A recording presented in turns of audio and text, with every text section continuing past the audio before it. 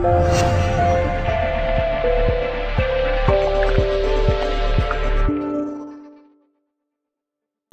Jim, a sobering afternoon for Stockport County, but I read your programme notes last week, and I just wonder whether it's a result you almost predicted. Do you see that coming?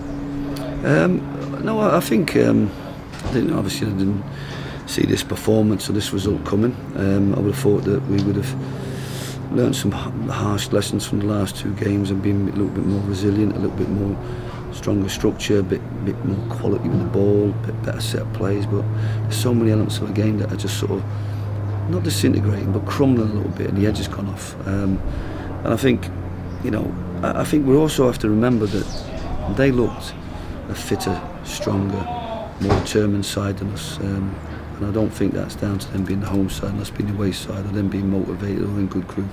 So we have to look at all the reasons for that. And but I think that we lost so many battles today, made so many mistakes. Players just giving the ball away, and then the ball, they're coming at us non-stop. Eventually the cracks are going to show. Players are playing with fatigue already and making poor decisions. But the bottom line is that our ability to get up the pitch is severely lacking at the moment, because we haven't got people that get a hold of it, secure it, and make good decisions in terms of getting us platform to get up the pitch. We've seen glimpses of it today, but far too little, not enough. And so look, I've got a massive amount of work to do, but I can't correct it all. There's so many things about the club and about the team and about the quality players we have that needs to change, really, because I think it'll, the simplistic thing will be that we will play in a lot more teams like that, because maybe it's the full-time aspect. They just look like they've got more about them in so many ways, and that's organisation, that's structure, that's fitness, that's strength, that's power, purpose. At the moment we look like we haven't got that. You were without your goalkeeper, obviously, to start with, your first choice goalkeeper to start with. Then to lose Ash Palmer in the warm-up, that really did compound your misery this afternoon, didn't it? Yeah, look, there's excuses, reasons for deterioration in performance. I still lamented the fact that there was so many players. How many have you got bags? Just two. There's so many players that just didn't deliver what they're good at. I mean, sometimes you can compensate for the loss of one or two players, or even like when you go down to 10 men, for example, by everybody else working really hard to think. So there was, look, it doesn't help when you don't have your goalkeeper, and it doesn't help when you don't have your centre half. It doesn't help when the centre forward that's got a goal out of nothing gets injured playing 23 games for somebody else. It doesn't help. But that's where, like you said, we have to look really at just squeezing the most out of what we do have available, and I don't think we did that today.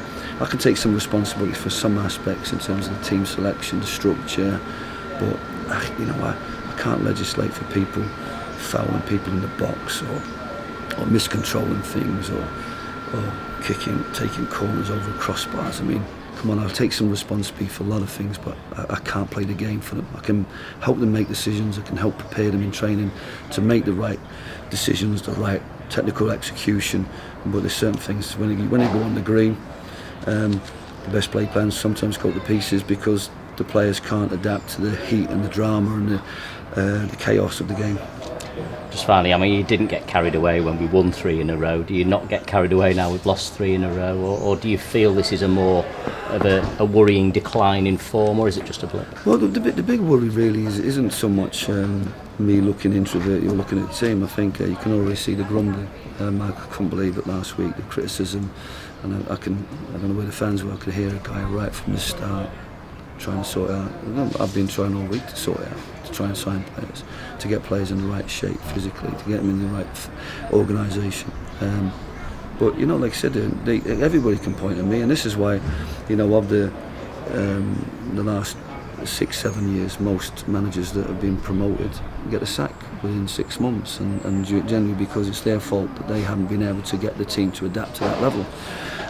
When Boreham would come up, I think the manager lost his job within a couple of months because they wanted to make a transition to full-time during the season.